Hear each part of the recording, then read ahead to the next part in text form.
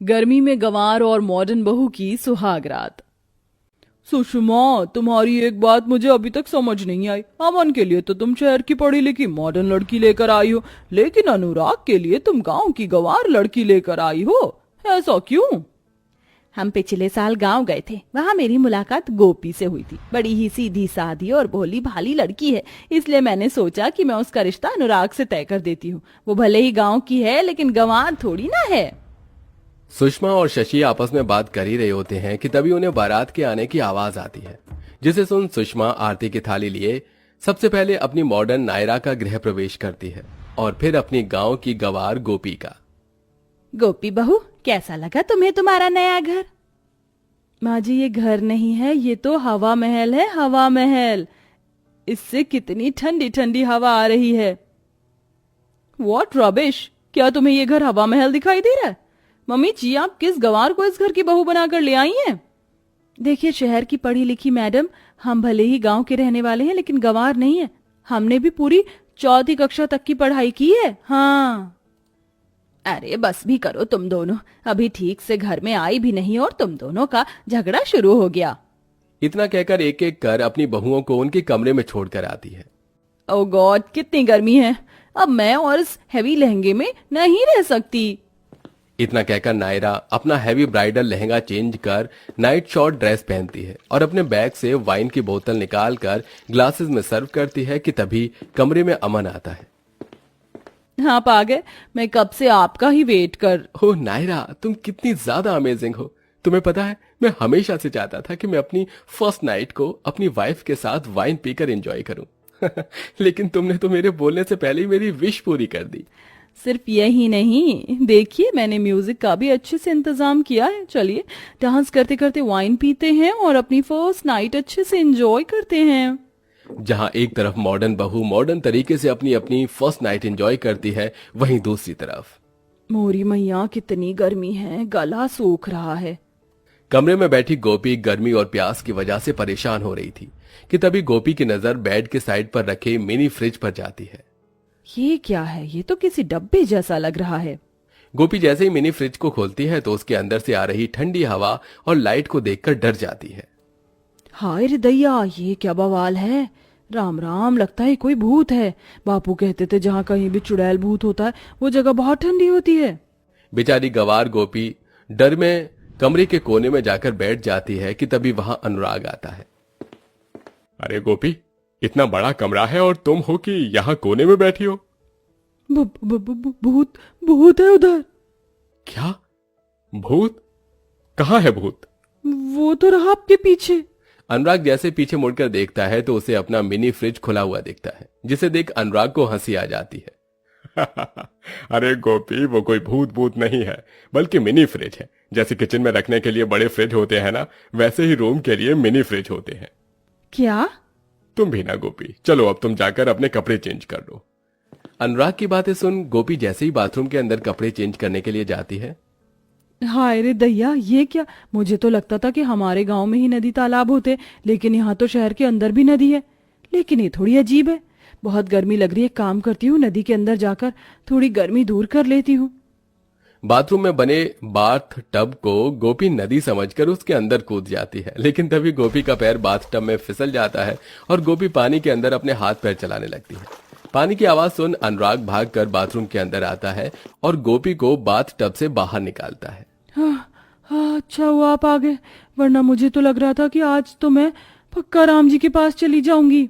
लेकिन गोपी, तुम इस बाथ टब के अंदर क्या कर रही थी? मैं तो गर्मी से बचने के लिए इसके अंदर गई थी, लेकिन मैं जैसे ही इसके अंदर कूदी मेरा पैर फिसल गया। गोपी, ये नदी नहीं है, ये बाथ टब है और इसके अंदर कूदते नहीं है, इसके अंदर नहाते हैं। अनुराग गोपी को कमरे में ले आता है। एक काम करो, तुम अपने ये गीले कपड़े चेंज कर लो। मैंने एसी चला दिया है, अब तुम्हें गर्मी नहीं लगेगी। मैं तब तक कुछ खाने के लिए लेकर आता हूँ। इन्होंने मुझे कपड़े बदलने के लिए तो कह दिया, लेकिन ये गीले कपड़े कहाँ सुखाऊं? यहाँ तो कोई ऐसी जगह भी नहीं है। गोपी इतना बोल ही रही होती है कि तभी उसकी नजर पंखे और एसी पर जाती है, जिसे देख गोपी के दिमाग में एक गंवार हरकत सूझती है और वो अपने गीले कपड़े एसी और पंखे पर डाल देती है। जिसके बाद अनुराग जैसे ही कमरे में आता है। अरे भगवान, ये गोपी, क्या तुमने गीले कपड़े एसी और पंखे पर क्यों डाल दिए? इनके अंदर से ठंडी ठंडी हवा आ रही थी तो सोचा इन पर कपड़े डाल देती हूँ, थोड़ी देर में मेरे सारे कपड़े सूख जाएंगे। अरे गवार गोपी, तुम्हारी कपड़े सूखे न सूखे, पर मेरा एसी और पंखा तो खराब हो गया है तुम्हारे गीले कपड़ों की वजह से। अब हम रात में सोएंगे कैसे? अनुराग को गर्मी लगना शुरू हो जाती है, जिसके चलते अनुराग गर्मी में ठीक से सो नहीं पाता। अरे मैं आपसे कह रही हूँ, आप इस खिड़की के पास आ जाइए और यहाँ सो जाइए। देखिए ये कितनी ठंडी ठंडी हवा आ रही है। मुंह बंद करो तुम अपना, वरना इस खिड़की से उठाकर तुम्हें बाहर कर दूंगा। ऐसी सुहागरात पूरी दुनिया में किसी की नहीं बनी होगी जैसी मेरी बनी है। गर्मी की वजह से अनुराग रात भर नहीं सो पाता और ऐसे ही सुबह हो जाती है। ये क्या अनुराग, तेरी आंखें इतनी सूजी हुई क्यों लग रही हैं? नहीं माँ, बस वो शादी की थकान ठीक से नहीं उतरी है। नायरा, गोपी बहू, एक काम करो, तुम दोनों जाकर मैंगो शेक बनाकर ले आओ। गर्मी का मौसम है, मैंगो शेक पीकर ही अब राहत मिलेगी। सुषमा की बात सुन नायरा और गोपी किचन में जाती हैं और नायरा मैंगो शेक बनाने लगती है। गोपी, मैंने मैंगो शेक बना दिया, एक काम करो, तुम फ्रिज खोलकर इन सभी ग्लासेस में बर्फ डाल दो, मैं अभी आती हूँ। नायरा की बात सुन गोपी जैसे ही फ्रिज खोलकर बर्फ निकालती है। ये बर्फ के टुकड़े तो कितने ठंडे ठंडे हैं, अगर ये बर्फ के टुकड़े मैंने कपड़े के अंदर डाल दिए तो मुझे बिल्कुल भी गर्मी नहीं लगेगी। गोपी उन बर्फ के टुकड़ों को ब्लाउज और साड़ी के अंदर डाल देती है और बाकी बचे बर्फ के टुकड़ों को मैंगो शेक में डालकर बाहर ले आती है। बर्फ की वजह से गोपी के कपड़े गीले होने लगे थे, जिसे देख सुषमा कहती है, ये क्या गोपी बहू, तेरे कपड़े गीले क्यों हो रहे हैं? इनके अंदर से तो पानी भी टपक रहा है। माँ जी, मैंने अपने कपड़ों के अंदर बर्फ के टुकड़े डाल दिए थे, बहुत अच्छा लग रहा है, बिल्कुल गर्मी नहीं लग रही है। क्या कहा तुमने?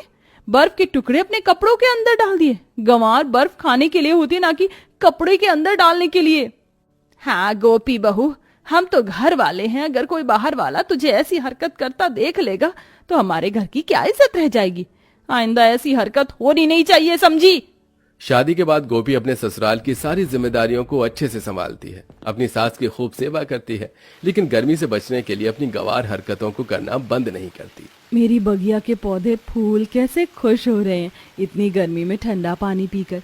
आज तो मैं तुम्हें जी भरकर ठंडा पानी दूंगी। वैसे इन्हें पानी दे देकर मेरे पसीने छूट गए। एक काम करती हूँ, थोड़ा सा पानी अपने ऊपर भी डाल देती हूँ। गर्मी से परेशान होकर गोपी अब पाइप का सारा पानी खुद पर डालने लगती है। गोपी को यह सब करते हुए शशि देख लेती है, जिसे देख शशि गुस्से में सुषमा के पास जाती है।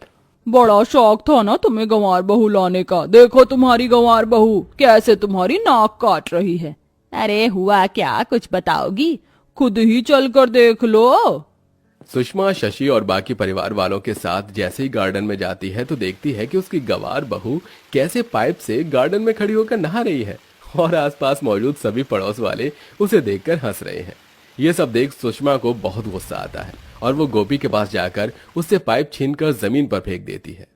मेरी ही गलती थी जो मैंने तो जैसी गंवार लड़की को अपनी बहू बनाया, ये सोचकर कि धीरे धीरे तू सब समझ जाएगी, लेकिन ये मेरी सबसे बड़ी गलती थी।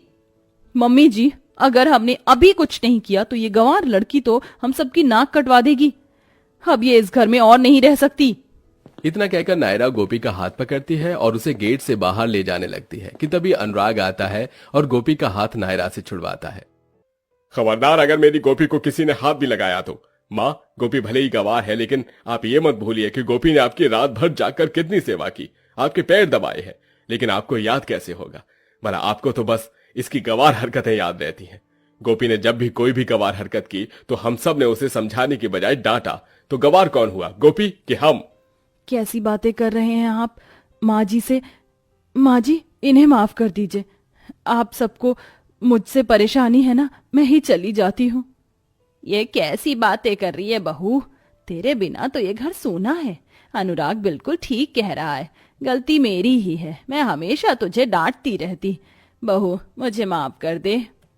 अब सुषमा धीरे धीरे गोपी को शहर के मॉडर्न तौर तरीकों के बारे में बताती है। वहीं नायरा भी अब अपनी सास के साथ मिलकर इसमें गोपी की मदद करती है, जिससे कुछ ही हफ्तों में गोपी धीरे धीरे शहर के सभी मॉडर्न तरीके सीख जाती है और अब हंसी खुशी अपने परिवार के साथ रहती है।